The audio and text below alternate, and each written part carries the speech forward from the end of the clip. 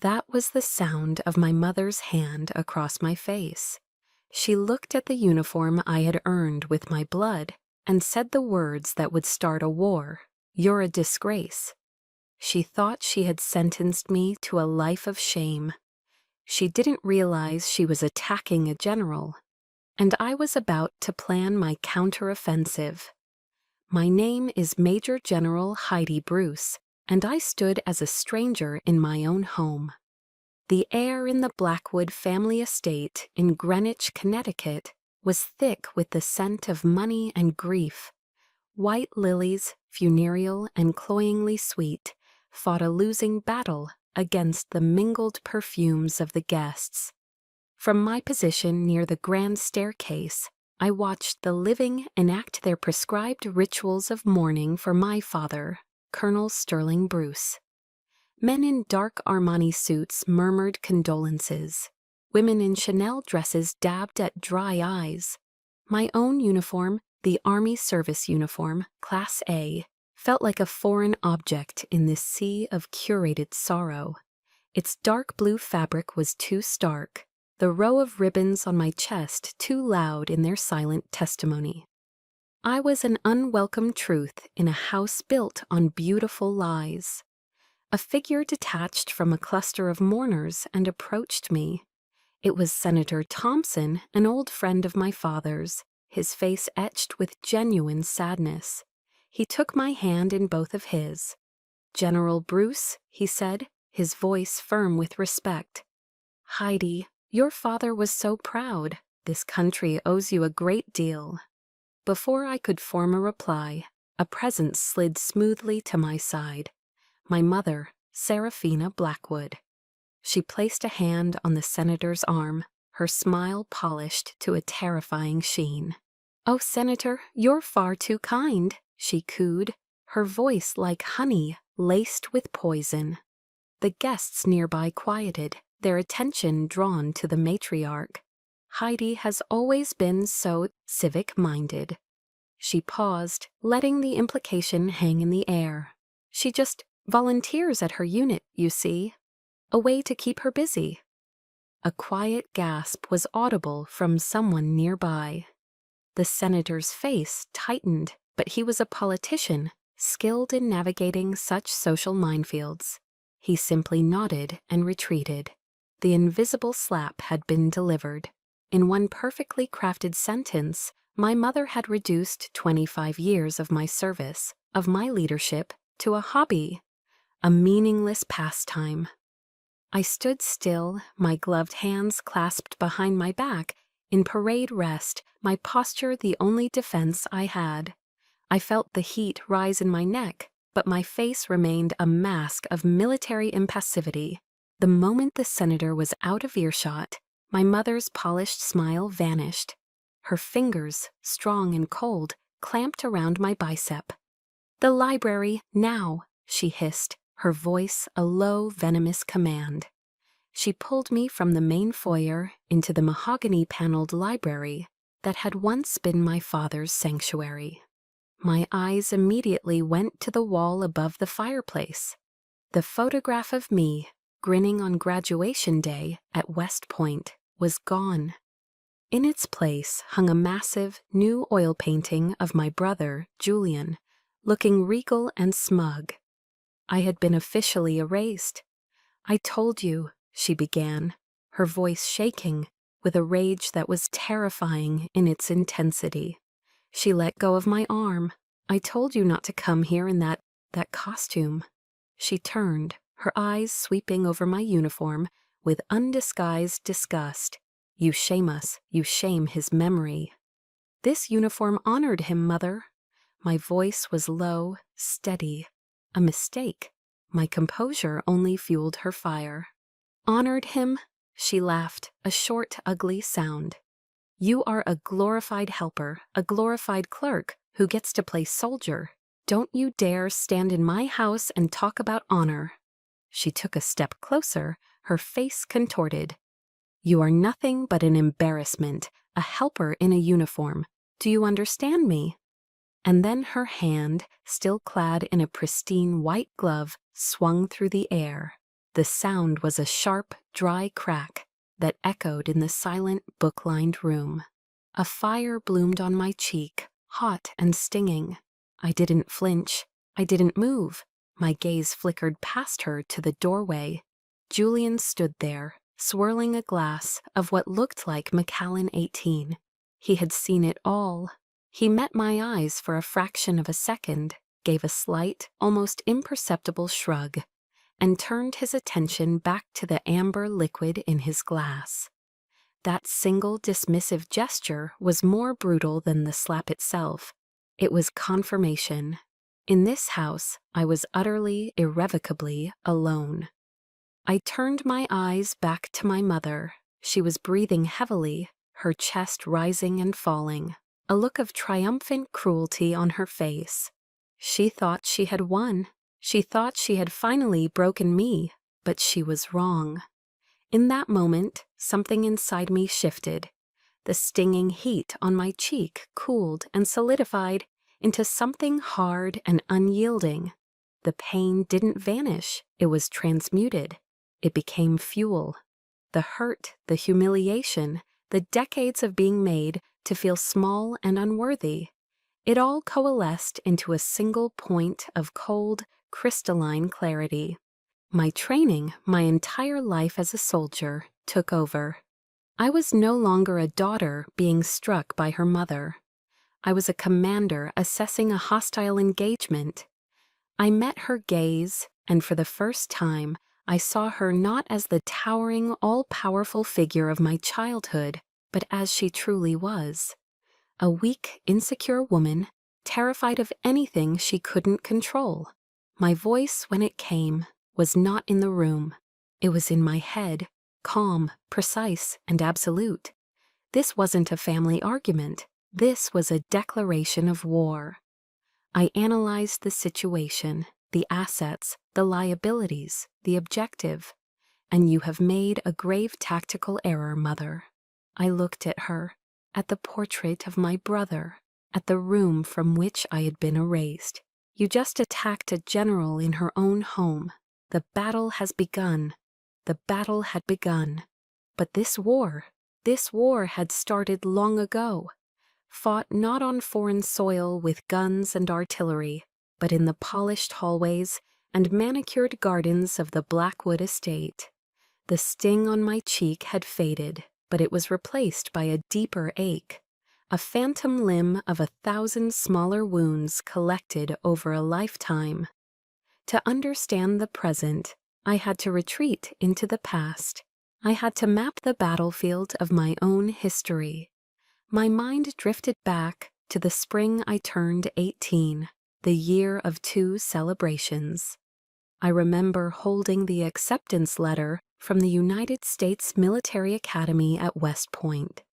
The paper felt heavy in my hand, a tangible weight of a future I had fought for. I showed it to my mother, Seraphina, in the sunroom. She was arranging roses in a crystal vase. She didn't look up. She simply glanced at the prestigious crest and said, with a dismissive wave of her hand, "Well, at least it gives you a place to do some menial work. Better than doing nothing, I suppose." Her words were a casual dismissal, reducing my life's ambition to a form of charity work. There was no party for me, no congratulations. But a few days later, my father, Colonel Bruce, told me to get in the car. He drove me 2 hours south to Washington, D.C., and we didn't go to a fancy restaurant. He took me to Ben's Chili Bowl on U Street, a place rich with history, but utterly devoid of the pretense my mother cherished. We sat on vinyl stools, the air thick with the smell of grilled onions and spice. He ordered 2 chili half-smokes, and as I took my first bite, he looked at me, his eyes crinkling at the corners. "Don't you ever let anyone tell you your dream isn't worth celebrating, Heidi," he said, his voice low and full of a pride that felt more nourishing than any food. It was our secret alliance, a quiet rebellion, celebrated over a $5 meal. That same week, My brother Julian was accepted into a mediocre business school. My mother threw a lavish party at the Greenwich Yacht Club. I remember standing in a corner, watching her parade Julian around, her voice ringing with manufactured pride. "My Julian," she announced to anyone who would listen, "is going to build an empire." The contrast wasn't just stark, it was a carefully drawn line in the sand. Julian was an investment. I was a write-off. The memory dissolved, replaced by another, sharper and more painful. The dust of Kandahar filled my lungs. I was 29, a captain, and we had just lost a soldier, Private Miller. 19 years old, from Ohio, with a picture of his high school sweetheart taped to the inside of his helmet. An IED. One moment he was there, laughing about the Cleveland Browns, and the next, he was gone. The weight of it was a physical pressure on my chest, making it hard to breathe. That night, I managed to get a video call home, desperate for a connection to a world where things made sense. My mother's face appeared on the small pixelated screen. The first words out of her mouth were not, "Are you okay?" or "I'm so sorry." They were, "Good heavens, Heidi, you look dreadful. Are you using any moisturizer at all?" I was speechless. I had just watched a boy die, had written the letter to his parents that would shatter their world, and she was concerned about my skincare routine. Before I could find my voice, Julian pushed his face into the frame, grinning. "Hey sis, guess what? I just closed on a new Porsche, a 911 Turbo. It's a beast." I stared at their smiling, oblivious faces, from half a world away, from a world of sand and loss. They weren't just in a different time zone, they were on a different planet. A planet where a new car mattered more than a lost life. I ended the call without another word, the silence in my tent more comforting than their voices. That was the day I understood that their love was a language I would never speak, and my reality was a place they would never visit. The bitterness of that memory brought me back to the present, to the cold, quiet library of my father's house. I looked up at the portrait of Julian, his painted smile mocking me.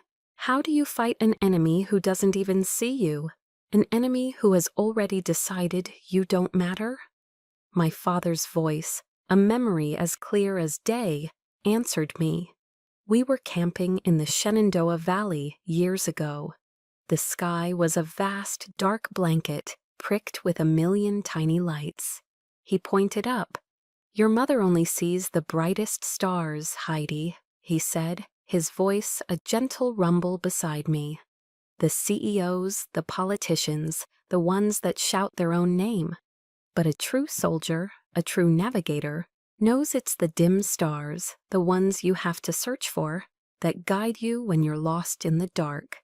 He then told me the story of the 4 chaplains on the USS Dorchester in World War II, who gave their own life jackets to other soldiers and went down with the ship, linked arm in arm. "They weren't the generals," my father said. "They were the dim stars. Be a dim star, honey. Be quiet, be steady, and never, ever lose your way." Standing there in the wreckage of my mother's latest assault, his words became my only compass. The war had begun, and I was in the dark, but I remembered his lesson. I remembered the stars. But where were they now, Dad? How am I supposed to find them in this darkness? Have you ever felt that way? Like you're navigating by a map only you can see, fighting for an honor only you understand. When the people who are supposed to be your brightest stars are the ones creating the darkness, you have to learn to find the light within yourself. And I knew then, with a certainty that settled deep in my bones, that it was time for me to learn how to be my own star, even if no one else could see the light. The darkness I had asked my father about arrived sooner than I expected. It came not in the form of an enemy force, but through a clipped, impersonal phone call a week after the funeral. It was from my mother's lawyer, a man whose voice was as smooth and cold as the marble in the Blackwood foyer. He informed me that the estate was undergoing comprehensive renovations, and that my personal belongings needed to be removed from my room within 48 hours. It wasn't a request, it was an eviction notice, delivered with the sterile courtesy of a corporate memo. I didn't argue, I didn't raise my voice. I simply said, "Understood," and hung up. The time for fighting on that front was over. The next day, I drove back to the house in Greenwich for the last time. I packed my life into a single, olive-drab military footlocker. It wasn't much. My uniforms, a few books, my father's old chess set, and the framed photos he'd kept on his desk. Everything else in the room, the furniture, the art, the memories my mother had curated, I left behind. As I dragged the heavy trunk across the polished floor of the grand living room, I could hear my mother in the adjoining parlor, enthusiastically discussing paint swatches with an interior designer. "I'm thinking something in a dove gray, or perhaps a robin's egg blue," she was saying. She didn't even bother to look up. To her, I was already gone, just another piece of old furniture being hauled away to make room for the new. The image was stark, a 2-star general, decorated for service in 2 wars, dragging her entire life in a box out of the house she grew up in, as invisible as a ghost. I found a small 1-bedroom apartment in Alexandria, Virginia. It was anonymous, with beige walls and a view of a brick building. For the first time in my adult life, I had no mission, no schedule, no one to report to. The silence was deafening. I thought, naively, that my skills would be transferable. A general, after all, is a CEO of a very complex, high-stakes organization. I polished my resume and sent it to a few top-tier security consulting firms in the D.C. area. I got one interview. The recruiter was a young man, barely 30, with a sharp suit and an even sharper smile. He scanned my CV, his eyes widening at the medals and command positions. "This is very impressive, General," he said, his tone condescending. "But what we're really looking for are managers with specific corporate P&L experience. Your background seems to be more in general support operations." General support operations. It was my mother's phrase, helping out, dressed up in corporate jargon. He was looking at a career forged in the crucible of leadership, under fire, where decisions meant life or death, and all he saw was a lack of experience with spreadsheets.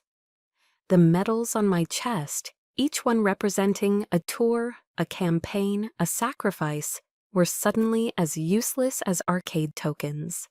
I realized then that the outside world, in its own polite way, could be just as dismissive as my own family. I was overqualified and underqualified all at the same time. That night was the longest. The apartment felt less like a home and more like a holding cell. The silence pressed in on me, filled with the ghosts of my mother's words, the recruiter's polite rejection, the crushing weight of my own perceived irrelevance. I sat on the floor of the empty living room, the city lights painting sterile patterns on the wall. I was adrift, lost. The stars my father had told me about were nowhere to be seen, blotted out by the city's glare and my own despair.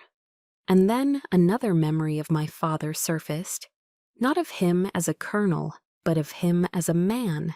He had struggled, too, after his own retirement. I remembered finding a small worn card tucked into his wallet.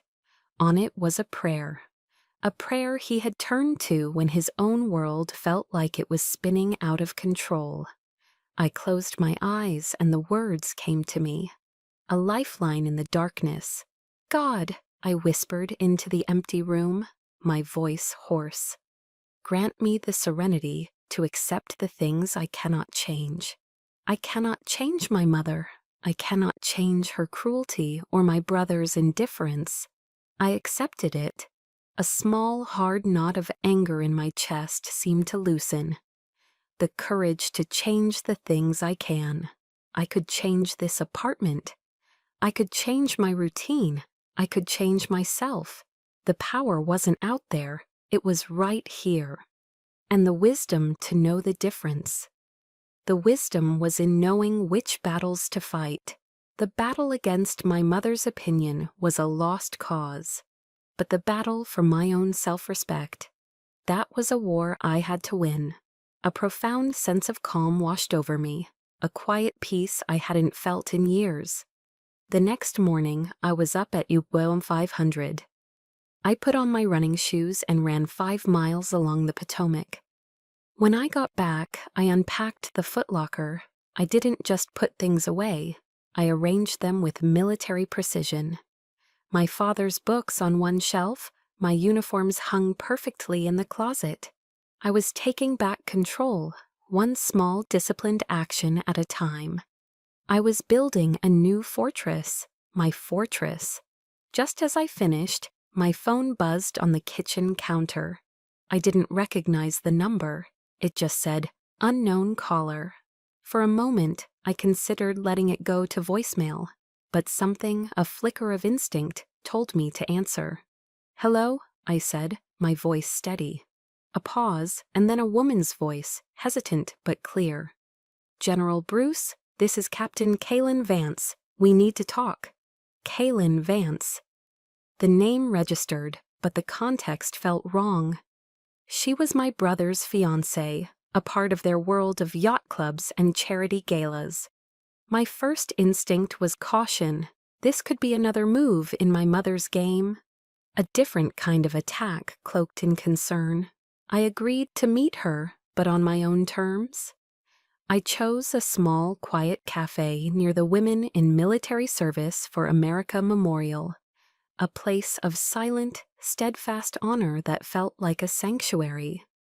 I arrived first, selecting a table in the corner that gave me a clear view of the entrance. It was an old habit, assessing a new environment for threats.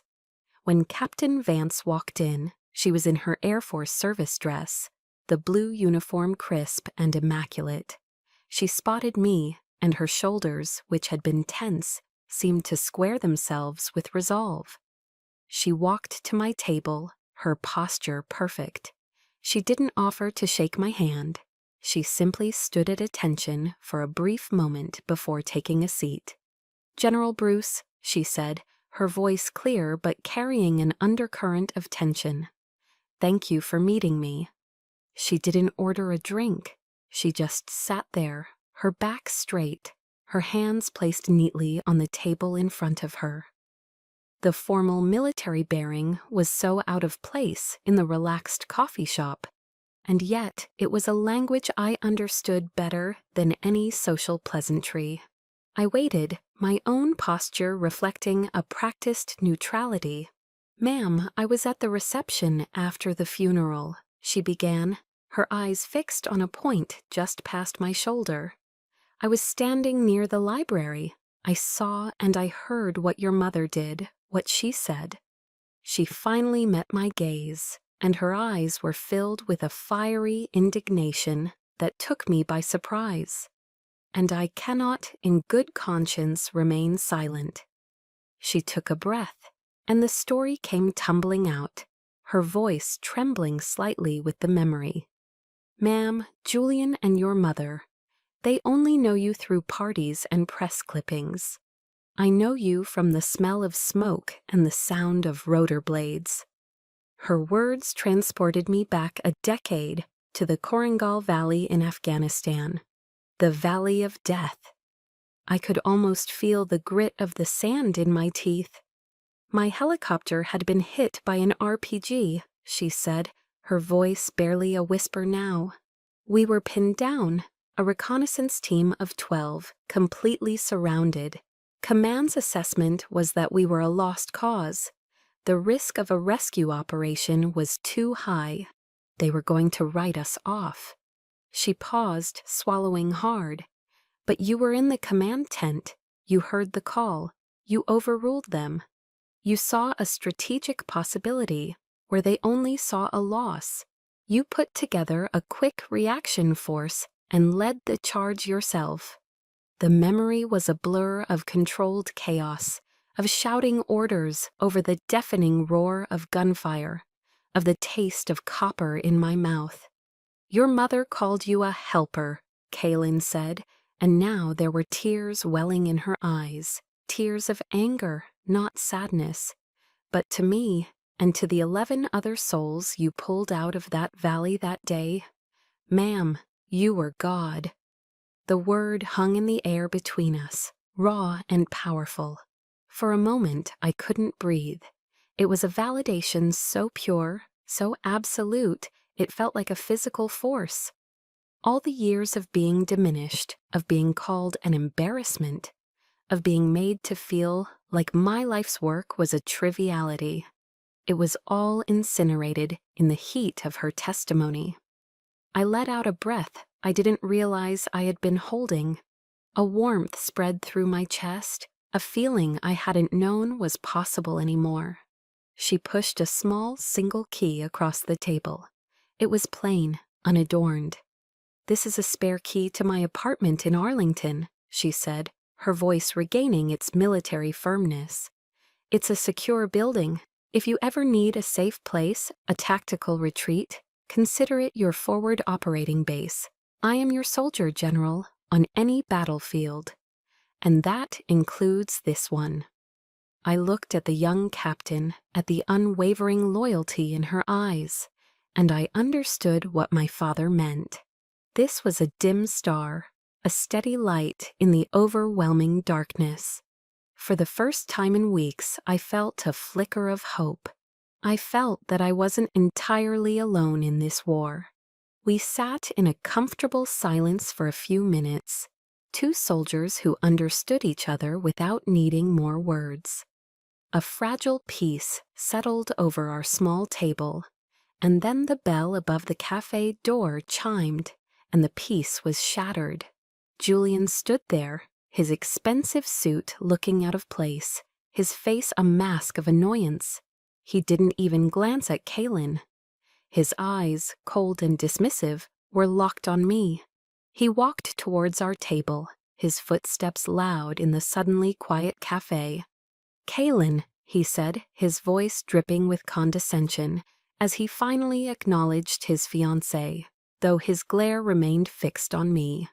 "What are you doing here, with her?" He spat the last word out, as if it were a piece of trash in his mouth. The air crackled with a new, immediate tension. The warmth in my chest vanished, replaced by the familiar, cold steel of a defensive perimeter. The brief ceasefire was over. The enemy was at the gate. A few days after my meeting with Kaylin, the enemy launched a frontal assault. They didn't use military tactics. They used a weapon far more insidious, the pretense of family. They appeared at the door of my small Alexandria apartment unannounced, my mother, Serafina, and my brother, Julian. My hand instinctively tightened on the doorknob, my entire body tensing for a confrontation. But Serafina was a master of her own brand of warfare. She didn't come with anger. She came with a performance worthy of an Oscar. Her eyes were artfully shadowed with sorrow. She held out a lavish gift basket from Dean and DeLuca, an offering of peace that felt more like a bribe. "Heidi, darling," she began, her voice a soft, trembling whisper. She reached out and gave me a brief, stiff hug that had no warmth at all. "I am so sorry. I haven't been myself since your father. I've been grieving." She looked at me, her eyes pleading. "We're family, Heidi. We have to protect each other, now more than ever." I remained silent, my internal threat assessment running at high alert. This was a classic love-bombing campaign. a textbook maneuver to lower my defenses. Julian stepped forward, his expression a careful blend of enthusiasm and fraternal concern. "Mom's right, sis," he said, placing a hand on my shoulder. "And I have some good news, a chance to restore the family name, to build on what Dad started." He spoke of a massive government contract, a deal that would secure the Blackwood legacy for generations. His words were grand and vague, designed to appeal to a sense of duty I no longer felt towards them. The entire performance was so sickeningly sweet, so transparently false, that a cold knot of dread formed in my stomach. I knew the real demand was coming. Julian, ever the smooth operator, got to the point. He placed a thick, leather-bound portfolio on my small kitchen table. The expensive accessory looked absurdly out of place in my Spartan apartment. "It's a major defense subcontract," he explained, flipping it open to a signature page. "But there's a hitch. The prime contractor requires a board member with an active top-secret SCI clearance to act as a guarantor. It's just a formality, of course." My blood ran cold. Top-secret, sensitive, compartmented information clearance. It wasn't just a security level, it was the highest declaration of trust the United States government could bestow upon a citizen. It was a symbol of my entire career, of my unwavering integrity, and he was calling it a formality. He leaned in, a conspiratorial gleam in his eye. "You just sign here as an honorary board member. We put your name on the letterhead, and that's it. It's a win-win." He then added the final fatal insult, a smirk playing on his lips. "Look, even if you are just helping out at your unit, that general's star on your shoulder still has value to us." There it was, the poisoned offering laid bare. They didn't respect me. They didn't value my service. They saw my honor, my life's work, as nothing more than a commodity, a tool to be used for their own greedy ends. I picked up the document, my eyes scanning the fine print. My training in reading intelligence briefs kicked in. I saw the red flags immediately.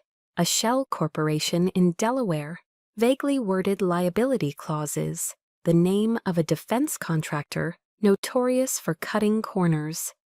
This wasn't a contract, it was a trap. They weren't asking me to be a guarantor. They were asking me to be the fall guy. They were asking me to sign away my honor, my freedom, and the very legacy of the father they claimed to be protecting. That was the final straw, the last fragile thread of hope for any semblance of family, of decency, snapped. A cold, hard fury, pure and absolute, rose within me. It wasn't the hot, explosive anger of a family argument. It was the focused, precise anger of a commander whose core principles have been violated. I placed the portfolio back on the table and looked up, meeting my brother's expectant gaze, then my mother's pleading one. My face was a blank slate.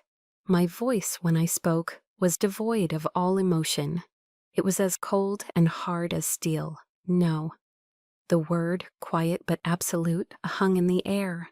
Seraphina's practiced sad expression faltered. "What did you say?" she stammered. "Heidi, this is for the family." I stood up, my 5'7" frame suddenly feeling much taller. I looked directly at her, then at Julian, no longer as a daughter or a sister, but as a superior officer addressing insubordinate personnel. "I said no," I repeated, my voice clear and unwavering. "I spent 25 years building my honor. I will not have it dismantled in 5 minutes for the sake of your greed." I picked up the portfolio and held it out to Julian. "Take your proposal and leave my home."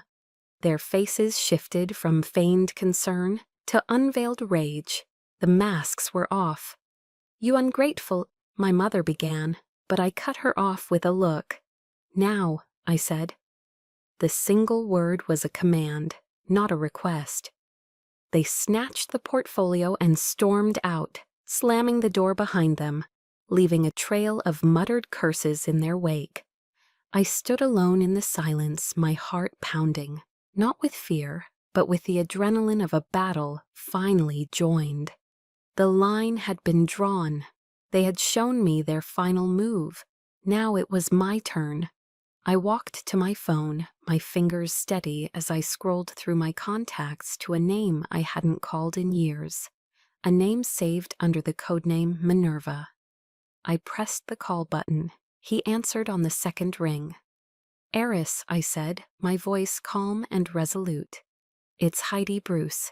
We need to talk immediately." Eris Thorne lived in a historic brownstone in Georgetown, a quiet street that belied the world of secrets it likely harbored. When he opened the door, he looked exactly as I remembered him from my father's Christmas parties: salt and pepper hair, a crisply ironed shirt, and eyes like a hawk's, sharp and missing nothing. He was my father's best friend, a legend from the Defense Intelligence Agency. He didn't offer a hug or empty platitudes. He simply nodded and said, "Heidi, get in here." He led me to a study lined with books on history and military strategy. He poured 2 cups of black tea, the movements precise and economical. I recounted the events of the past few weeks, from the funeral to the poisoned contract offer. My voice was steady, delivering the facts like a field report. I stripped away the emotion, presenting only the tactical reality of the situation. Aris listened without interruption, his gaze never leaving my face. When I finished, he took a slow sip of his tea. He didn't say, "I'm so sorry for what you're going through." He didn't say, "Your mother has always been difficult." He looked at me, his eyes glinting with a familiar, strategic fire, and delivered the most validating assessment I had ever heard. "Your mother isn't just attacking you emotionally, Heidi," he stated, his voice calm and analytical. "She is conducting a systematic information warfare campaign designed to erase your identity and seize control of your father's legacy." He set his cup down. "We will mount a proportional response." Those words were like a key turning in a lock I didn't know was rusted shut. He didn't see a grieving daughter. He saw a strategic threat, an operation. He gave my pain a name, a framework, and in doing so, he gave me back my power. I wasn't just a victim, I was a target in a definable conflict. And I knew how to operate in a conflict. "Follow me," he said, rising. He led me through a door, disguised as a bookshelf, into a room that took my breath away. It was a private situation room. One wall was covered by a massive whiteboard. Another held a series of monitors, currently dark. The room was soundproofed, secure. This was Eris's true office. He picked up a dry erase marker. "Let's map the battle space," he said. On the board, he drew a diagram. At the top, he wrote, "Seraphina Blackwood, center of gravity." Underneath, "Julian Blackwood, primary actor." He drew lines connecting them to their sources of power: Blackwood Family Trust, Wall Street connections, social influence, Greenwich, NYC. He circled their weaknesses: arrogance, dependence on public image, potential financial irregularities. I walked up to the board, took a different colored marker, and added a new box, capped Kaylin Vance, asset in place. Eris looked at it and gave a curt nod of approval. "Good. Who else?" We worked for an hour, my personal anguish transforming into a cold, hard operational plan. The rage that had been simmering inside me was now being channeled into objectives and timelines. Finally, Eris stepped back from the board. "Our objective is not revenge," he said, his tone that of a commander briefing his staff. "Revenge is messy and emotional. Our objective is threat neutralization. We will dismantle their operation by exposing the truth, thereby securing Sterling's legacy and re-establishing your identity. This is a campaign, Heidi, not a family feud. You need to treat it as such." The clarity was exhilarating. He was speaking my language. He saw me not as a broken woman, but as the general I was trained to be. He trusted my capabilities. He then walked to a locked cabinet and opened it. He took out 2 small black objects. He placed one in my hand. It was a digital audio recorder, no bigger than a button on my coat. The other was a heavily encrypted USB flash drive. "Your mission, should you choose to accept it," he said, a rare glint of humor in his eyes, "is to gather intelligence, record everything, every phone call, every conversation. Julian is arrogant. He will overplay his hand and try to contact you again. Captain Vance is our asset inside their perimeter. She will provide what she can. We are building a case file." He tapped the whiteboard with his marker. "A dossier, your dossier, the truth." I closed my hand around the cool metal of the devices. The weight was insignificant, but it felt as substantial as a rifle. A sense of purpose, clean and sharp, flooded through me. The fog of grief and confusion had lifted. I was no longer lost in the dark. I had been given a mission. I had a commander, and I had a plan. The war had just been given its strategy. The following days were a blur of cold, calculated action. My small apartment transformed into a clandestine command post. The campaign to build the dossier had begun. Eris was right. My brother's arrogance was his greatest vulnerability. 2 days after their disastrous visit, Julian called.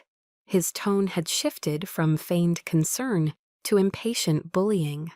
With the button-sized recorder Eris had given me active in my pocket, I listened as he alternately threatened me with being cut off from the family forever and tempted me with a share of the profits. Every word was a nail in his own coffin, captured in pristine digital audio. Intel acquired, uploaded to secure drive. Our asset in place, Captain Kaylin Vance, proved to be as courageous in this new kind of warfare as she was on the battlefield. Under the guise of planning her wedding to Julian, she gained access to his home office. One evening, while he was on a conference call, she executed a swift, silent operation. She copied the contents of his laptop's hard drive onto the encrypted USB Eris had provided. The risk was immense. If she had been caught, the consequences would have been catastrophic. But her nerve held. Data secured, awaiting analysis. The files were a goldmine. Emails between Julian and my mother laid out their plan in sickening detail.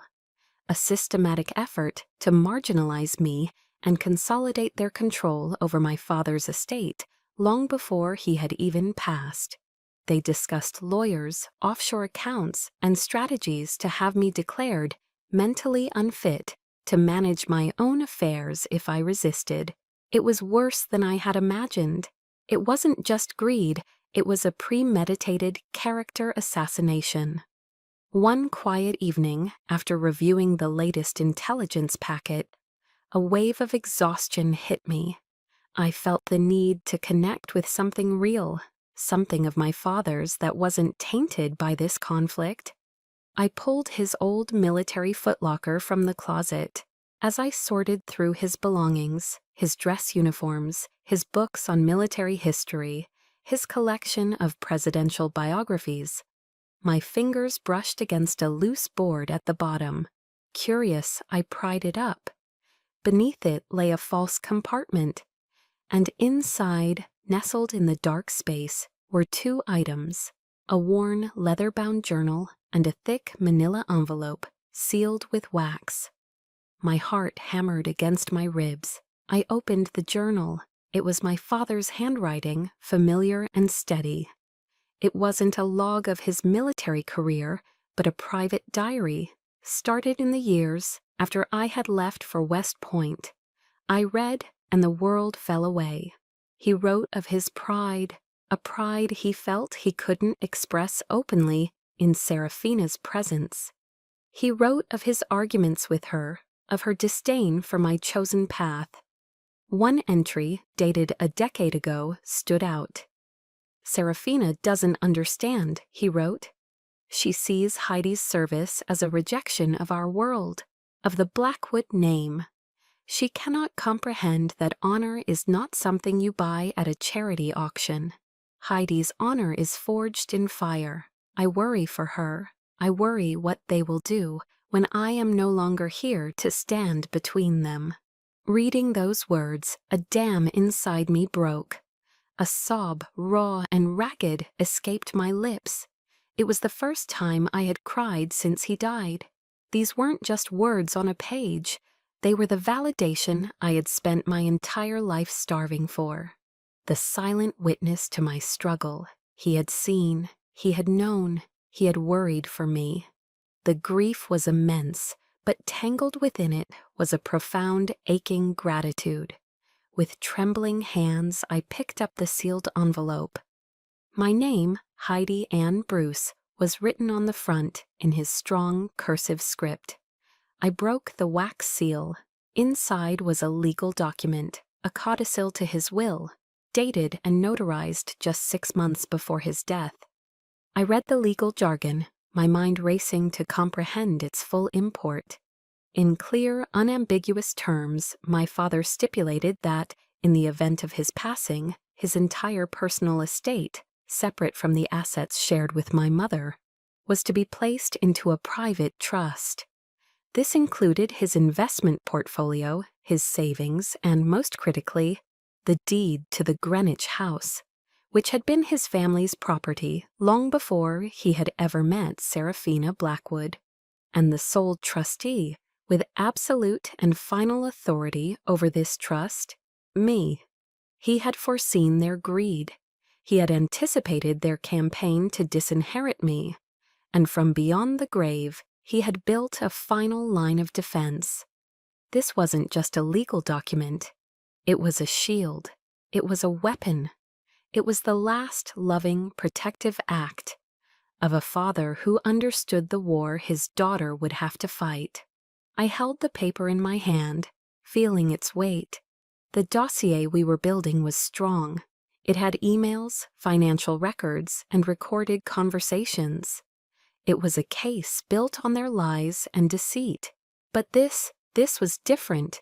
This was the truth, codified and weaponized. This was the secret weapon my father had left me. The board in Eris's Situation Room flashed in my mind. The entire strategic landscape had just changed. This wasn't just a counteroffensive anymore.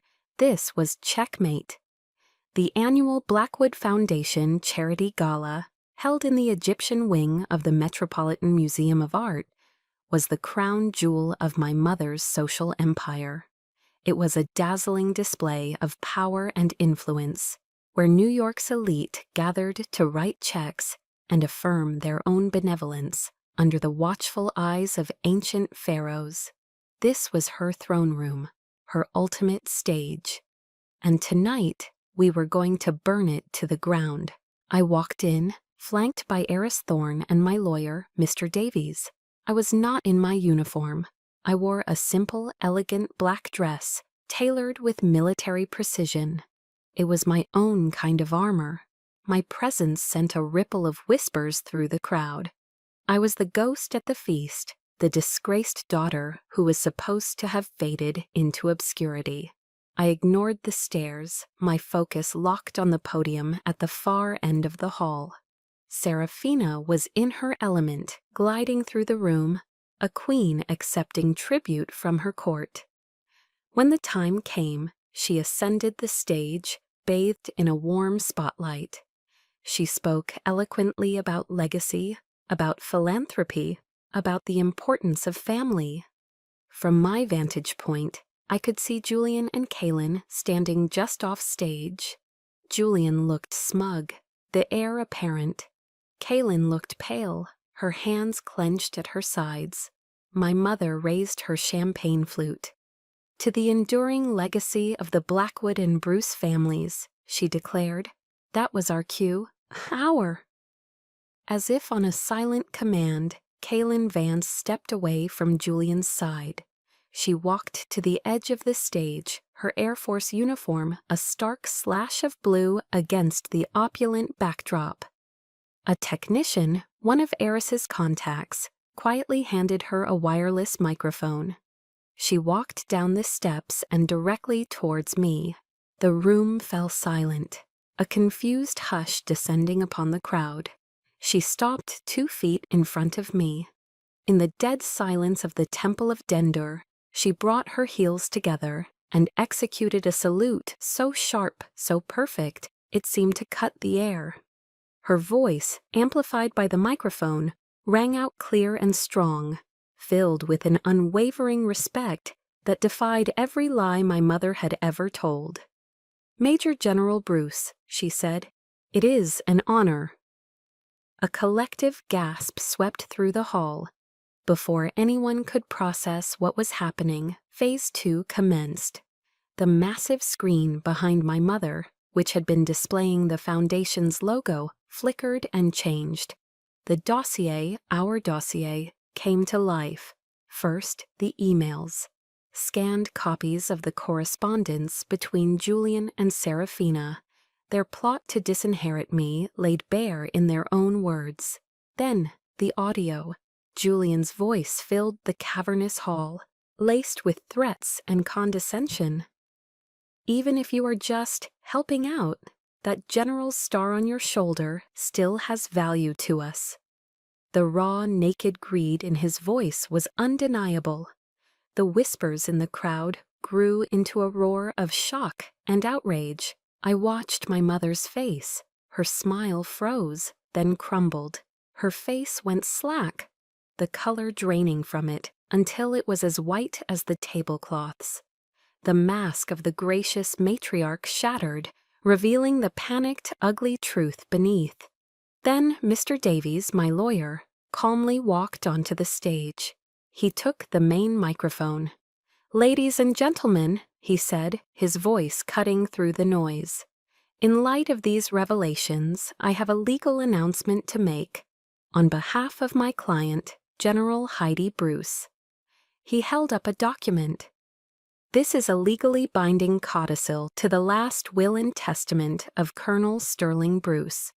It stipulates that his entire personal estate, including the deed to the Greenwich property, is to be transferred immediately into a private trust." He paused for dramatic effect. "The sole trustee of this fund, with absolute and final authority, is his daughter, Major General Heidi Bruce." The dam broke. The hall exploded in a maelstrom of noise. Serafina staggered back, her hand flying to her throat as if she couldn't breathe. Julian, his face a mask of disbelief and fury, tried to slip away. But a swarm of journalists, alerted by a timely tip from Eris, descended upon him. Their camera flashes like lightning strikes. In the midst of the chaos, I walked up the steps and onto the stage. I gently took the microphone from my mother's limp, unresisting hand. I didn't look at her. I didn't need to. I faced the hundreds of shocked faces, the pillars of New York society, who had borne witness to my public execution. My voice was calm, clear, and carried the weight of a lifetime of command. "Honor," I said, "is not something you inherit in a will or purchase at an auction.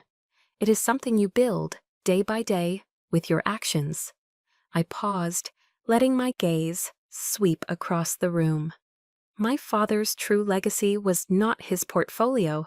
It was his service, his integrity, his honor.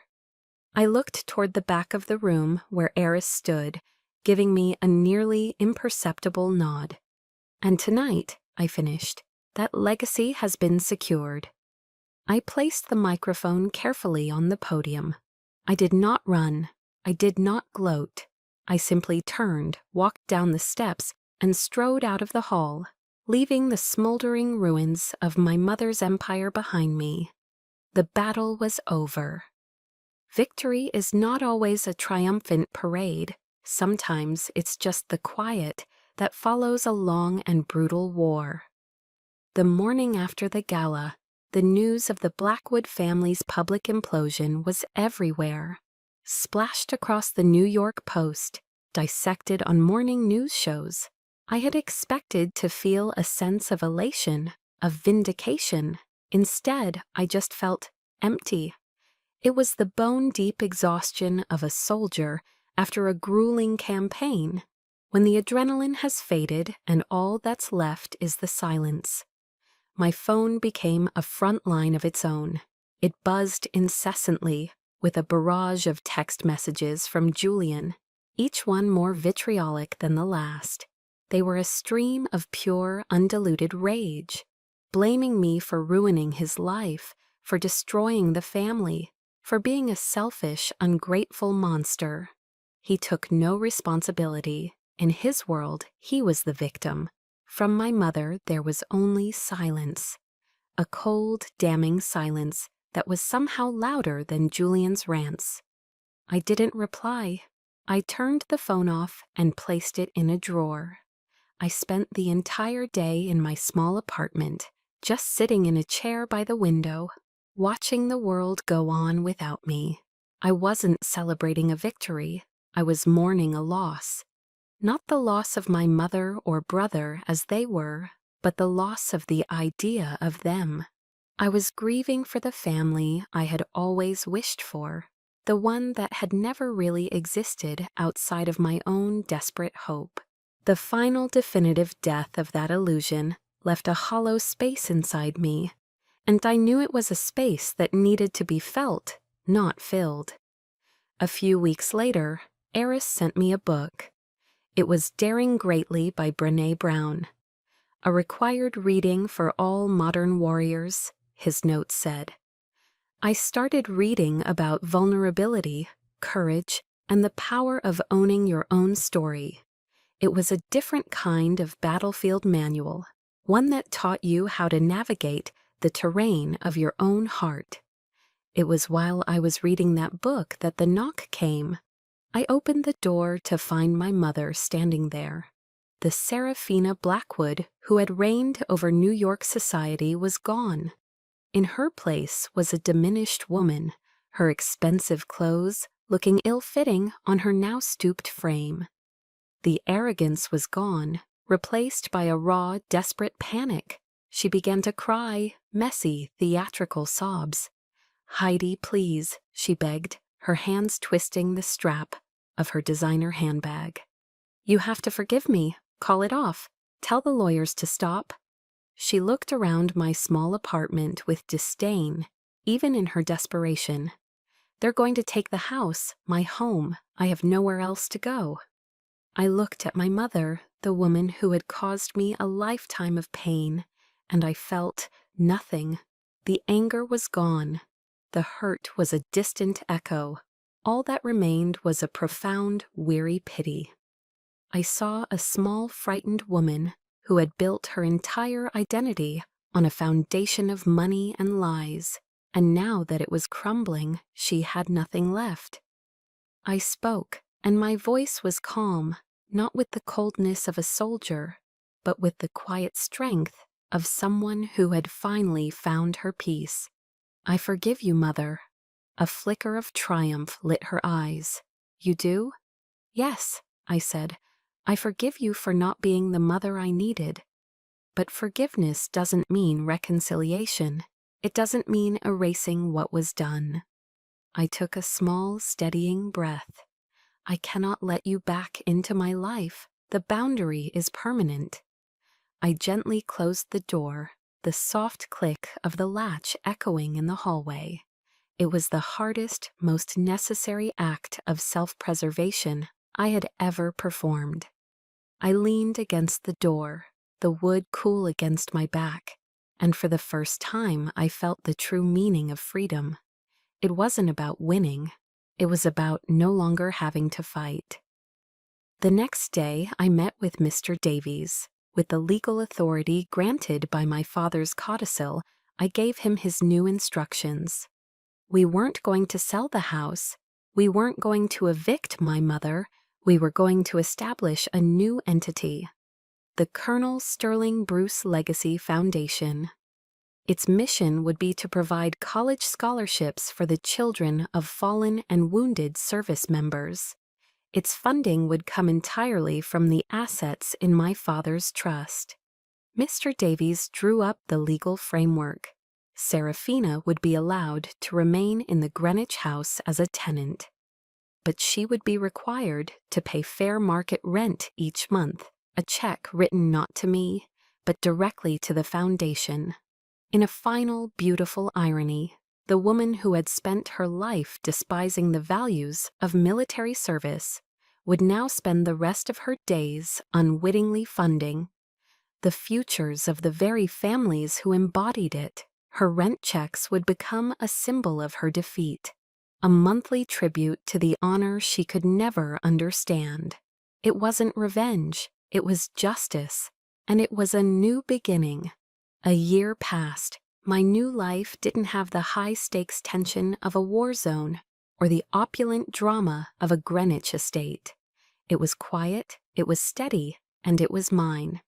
The headquarters for the Colonel Sterling Bruce Legacy Foundation wasn't a gleaming office tower, but a modest, rented space in Alexandria, with good natural light and the constant, pleasant aroma of brewing coffee.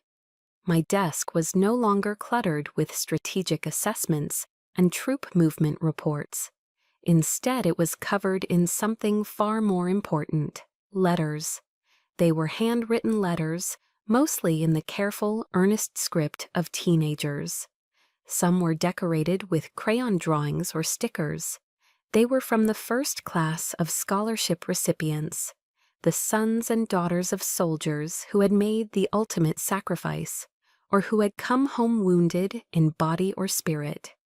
I read every single one. A young man from Texas, whose father was a wounded warrior, was now studying engineering at Texas A&M.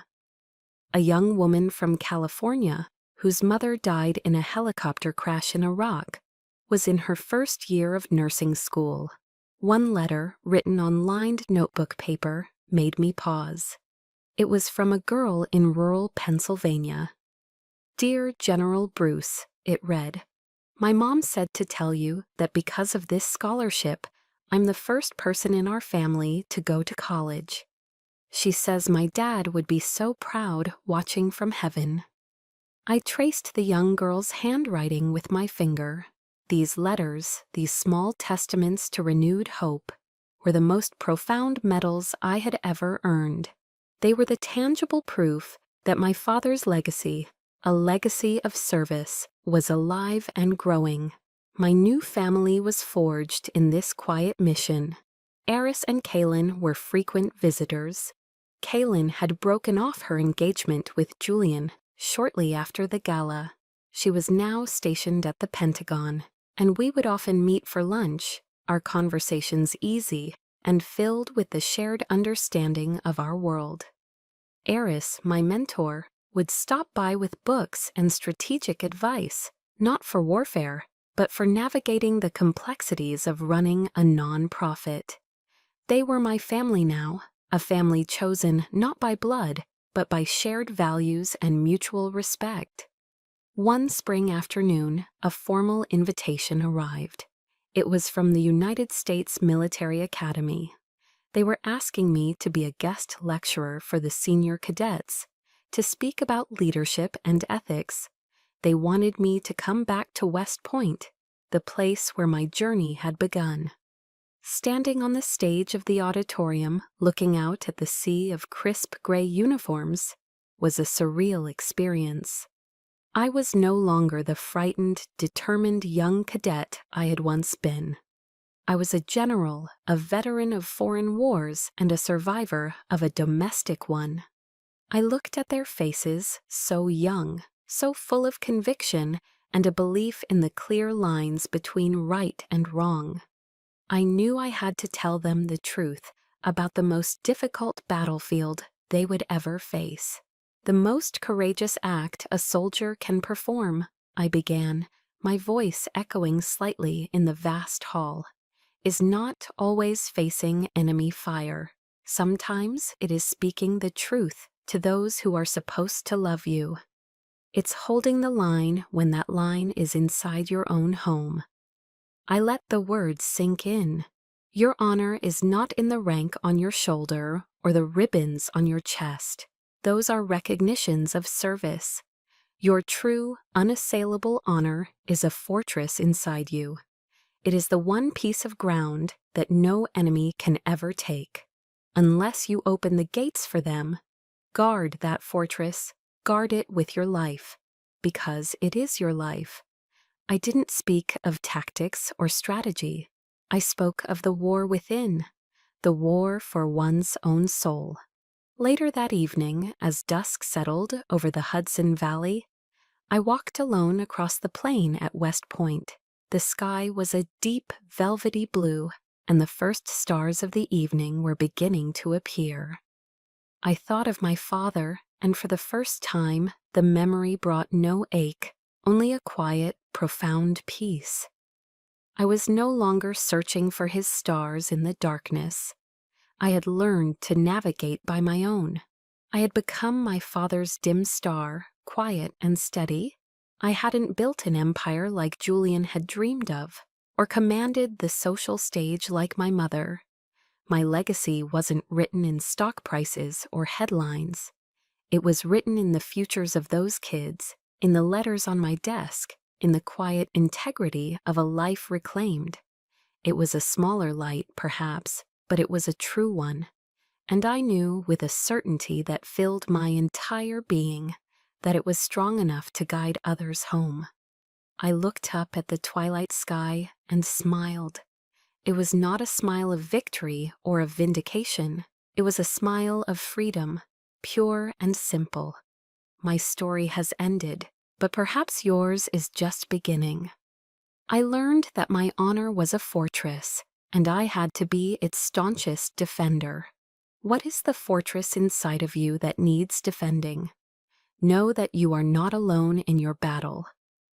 There are countless dim stars out there, steady and true, who understand. If my story resonated with you, please subscribe to Channel Name. Here we share true stories that remind us of our own strength and the quiet courage it takes to reclaim our lives. You are seen, you are heard.